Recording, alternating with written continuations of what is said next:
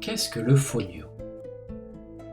Connue depuis des siècles, cette petite plante herbacée de la famille des graminées est cultivée comme céréale pour ses grains.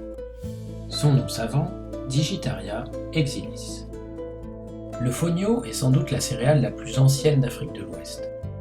Sa zone de culture s'étend de la Guinée jusqu'au Nigeria, en passant par le Mali, la Côte d'Ivoire et le Burkina Faso. Avec une production d'environ 600 000 tonnes par an, il permet de nourrir plusieurs millions de personnes. Il pousse rapidement, demande peu d'entretien et s'accommode de sols très divers. Aujourd'hui encore, les travaux agricoles sont faits principalement à la main.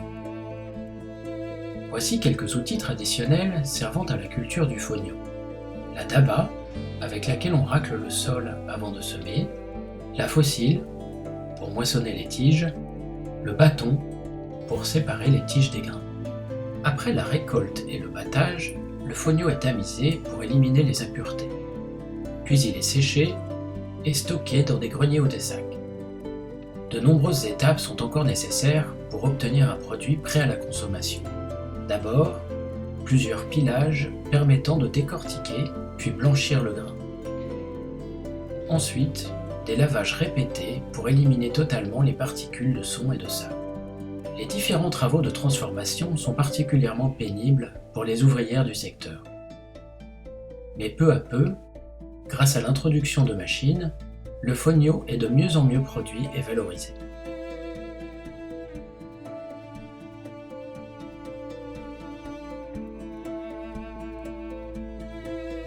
Désormais disponible en Europe et aux États-Unis, cette céréale, plutôt rustique à l'origine, est devenue un produit prisé par les consommateurs urbains qui apprécient sa finesse et son goût, et aussi l'absence de gluten qui le rend particulièrement digeste. Sa composition est en fait assez proche de celle du riz. Selon les traditions, il est consommé sous forme de couscous, de bouillie, de beignets, mais avec un peu d'imagination, de nombreuses préparations sont possibles.